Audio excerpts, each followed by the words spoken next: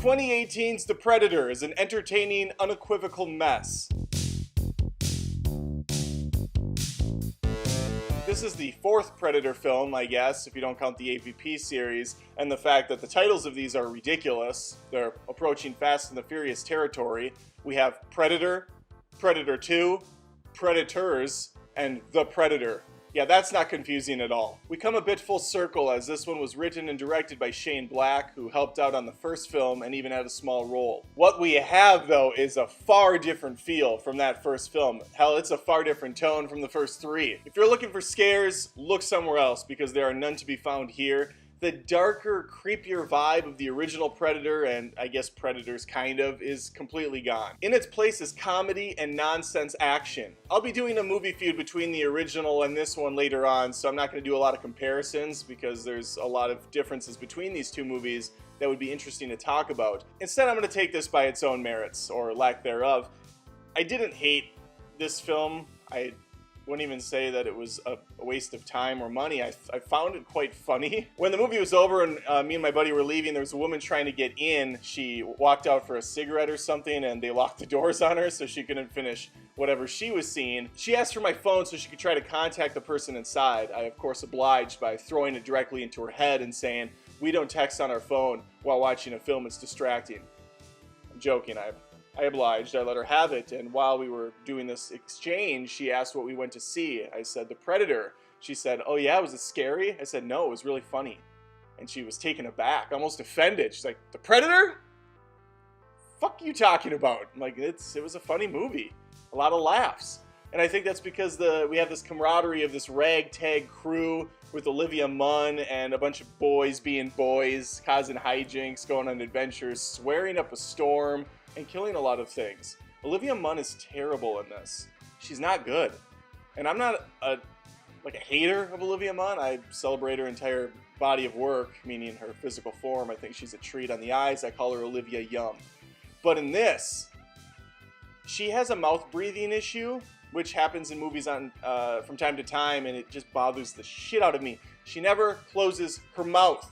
Just always agape, always in awe. Just even when she's not in awe, she's just like, I can't shut my mouth all the way. Boyd Holbrook, I don't think that's going to be a household name, but he plays Quinn, the leader of the squad. Completely generic character. Just really all of them have the same traits where they swear a lot, they crack jokes, and then they go about their business. Keegan-Michael Key is a highlight for me. He's just always on his game, and he elevates the film here again. I was a little worried when he was introduced that it was going to be a little too much Keegan, but then I thought, wait, that's not possible.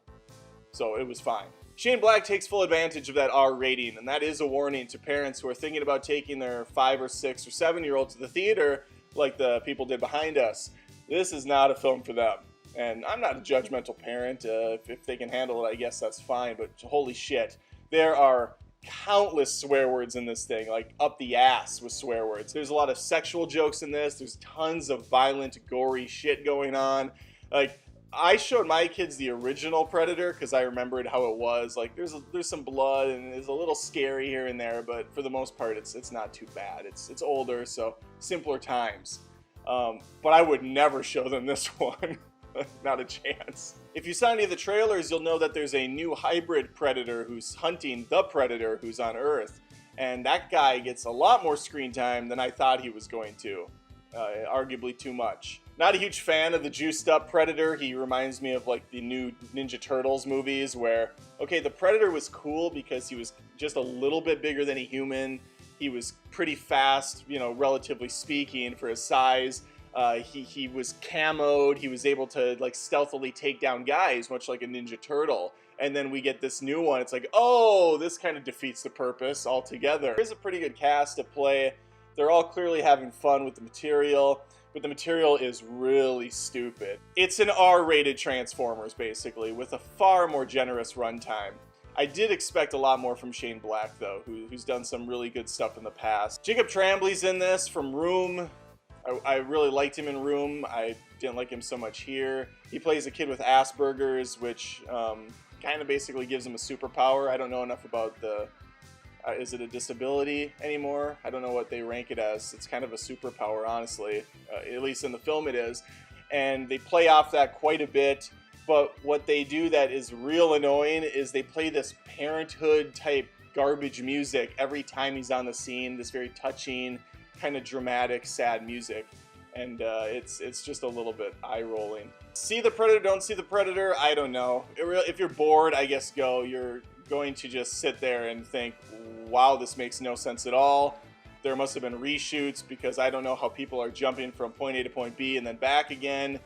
I really don't know about the production of this thing. It reeks of reshoots or at least some script changes on the fly because none of it really adds up at all. The Predator movies are pretty terrible in general. The first one being awesome, second one being awful, third one being better.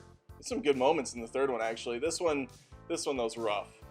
I'd say it's better than 2, but I mean at least 2 had a storyline that you could follow.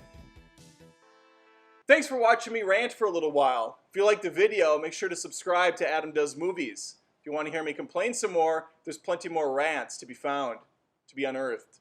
Just have to click on that link. I'll just stand here and wait awkwardly while you do, making you feel uncomfortable.